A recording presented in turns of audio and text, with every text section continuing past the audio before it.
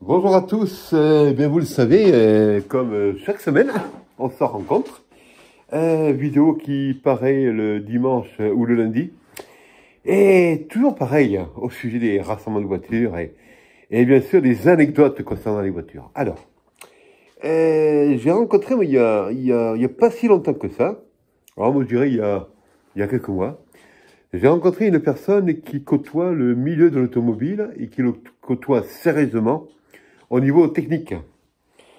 Et ça m'a rappelé certaines réflexions, certains éléments que j'avais entendus bien plus jeune, quand j'avais 10-11 ans, ou plus récemment, quand j'avais une vingtaine d'années, au moment où je voulais acquérir un véhicule qui m'était propre, mon véhicule. Alors, je me rappelle, 10-11 ans, c'était le début des années 70, 71, 72 par là. Et je me rappelle une discussion entre mon père et mon parrain. Alors, mon père disait qu'il avait acheté une DS. C'est vrai qu'elle avait une belle DS quand même. Une DS 21, toute noire, sympa. Et il disait qu'il avait acheté, elle avait 200 000 kilomètres. Et puis que finalement, il avait fait un bon achat parce que malgré les 200 000 kilomètres, ben, la voiture était en... Elle n'avait pas de problème, ce bagnole. Elle n'avait aucun souci. Très peu de bricoles, et il n'en revenait pas. Et mon parrain, qui disait, mais merde, moi j'ai acheté une voiture, je sais pas, une Renault 10, elle est plus récente, en tout cas, elle a bien 1000 kilomètres, elle a quoi, 40 000 kilomètres, 50 000, elle a déjà que les problèmes déjà. Et ça me rappelle bien des choses, 20 ans pareil, je suis un peu conditionné par ce que me dit mon père, qui m'accompagne. Alors, non pas pour me contrôler, hein, bah, c'était pas ça quand même. Mais en même temps, c'était l'envie parce qu'il aimait les voitures. On est allé à l'époque aux 24 heures du Mans, c'était la fin des années 60, notamment voir la victoire de Jackie X sur la GT40. On est reparti encore aux 24 heures du Mans, voir la victoire de Porsche. Donc mon père était un passionné quand même, hein. Et avec des connaissances de l'époque, de Français ou de gens qui s'intéressent à la voiture, mais qui n'ont pas les grosses connaissances techniques. Alors, quelques expériences, parce que il avait eu des voitures auparavant, mais une expérience qu'il voulait quand même mettre à mon profit. Et 20 ans, j'hésitais moi à l'époque entre deux véhicules. Un véhicule qui était une Volkswagen, une coccinelle. C'était sympa cette bagnole. Elle avait combien 120 000, 130 000 kilomètres. Et puis d'un autre côté, un coupé Lancia. Et un coupé Lancia, c'était le coupé Lancia Beta 1300. Et ce coupé Lancia, qui était pratiquement neuf, il avait quoi 20 000 kilomètres, donc c'était pas énorme. Et mon père, à un moment donné, m'a orienté vers le coupé Lancia, pour une histoire de kilométrage. Le kilométrage, il a quand même son importance. Je vous allez comprendre pourquoi, et c'est d'ailleurs le thème, la thématique de cette vidéo. Ce coupé Lancia Beta 1300, on l'achète, mais mon père l'échange en partie financière contre une CX. La CX avait 230 000 kilomètres, elle marchait excellemment, entretenue, et il n'y avait pas de souci à ce niveau-là. Alors pourquoi je vous dis ça? Là, il y a plusieurs types de véhicules. Il y a notamment une Renault 10 des années 60 qui n'est pas la grosse voiture, qui permet notamment de faire des trajets en ville, dans les petites campagnes aux alentours, mais c'est pas le gros voyage confortable. Ça pouvait quand même passer de temps en temps, aller en gros du nord, puisque c'est dans le nord qu'on habitait les uns les autres, aller vers le sud. Mais ça, c'était pour les vacances d'été. En général, la voiture tournait dans son village et un peu autour, à trajet de 10 km aller-retour. On démarre, on arrête, le maman prend son enfant, elle démarre, elle arrête, elle redémarre, elle arrête. Non. École, elle revient, elle parle de la maison, école, elle revient. Voiture qui est soumise à des petits trajets avec des démarrages incessants, du freinage en ville, des accélérations, tous ensemble. La coccinelle, c'est un peu pareil. La coccinelle, c'est une voiture, elle, qui avait quand même 130 000 km. Et donc, quand j'avais 20 ans, hein, l'hésitation entre les deux voitures. Hein.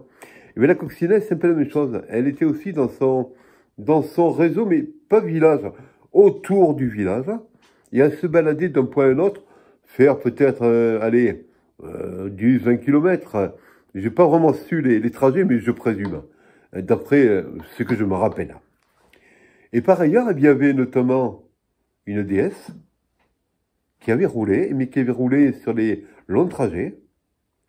Il y avait ensuite, bien plus récemment, quand j'avais 20 ans, cette CX qui était utilisée par mon père sur les trajets d'autoroute, c'est les années 80.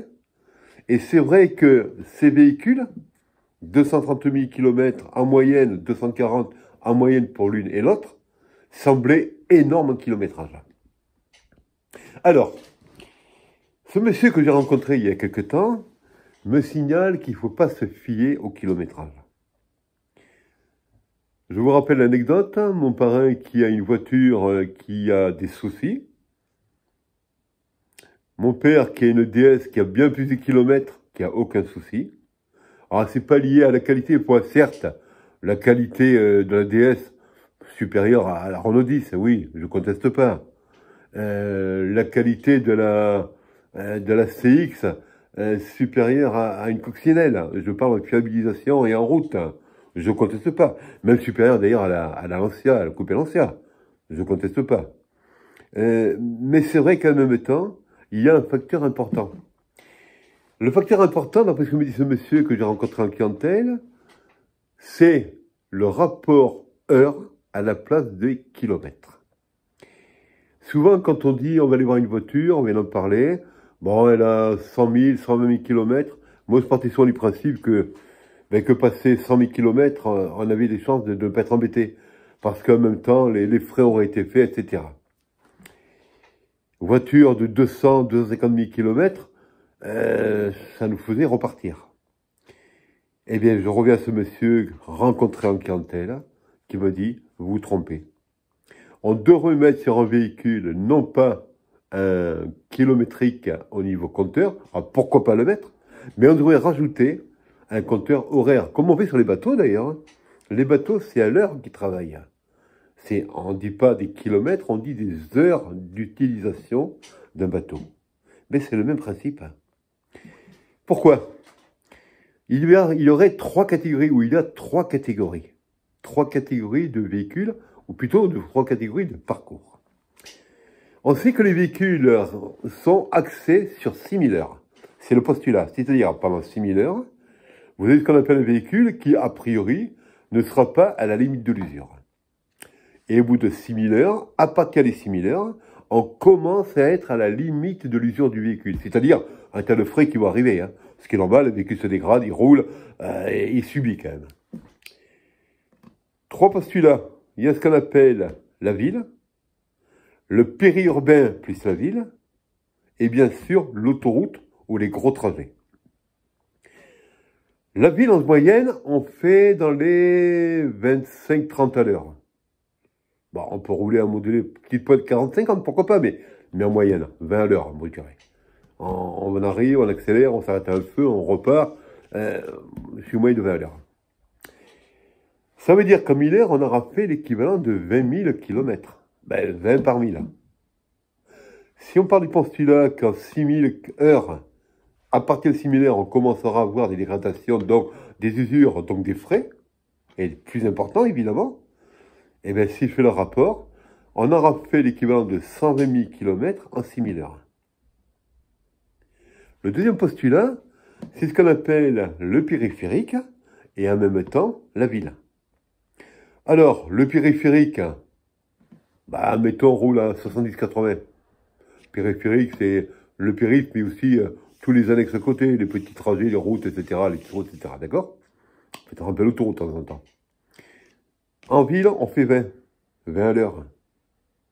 20 plus 80, 100, divisé par 2, 50. 50 à l'heure, en 1000 heures, on aura fait 50 000 km. Et en 6000 heures, on aura fait 300 000 km. On part déjà de 120 000 km en 6000 heures pour le trajet ville. On arrive à 300 000 km pour le trajet urbain plus ville. Maintenant, on va prendre le principe d'une voiture qui roule sur autoroute ou le grand trajet. sans s'arrêter, en roulant régulièrement, ça n'abîme pas et ça permet de bien fonctionner. Et vous allez comprendre pourquoi je dis ça permet de bien fonctionner. En moyenne, allez, 120 à l'heure sur l'autoroute. On respecte la limitation de vitesse, on est sympa. Mais il faut aller à l'autoroute, donc il faut démarrer un peu, donc je tombe, allez, à 110. 100 si vous voulez, allez, 100.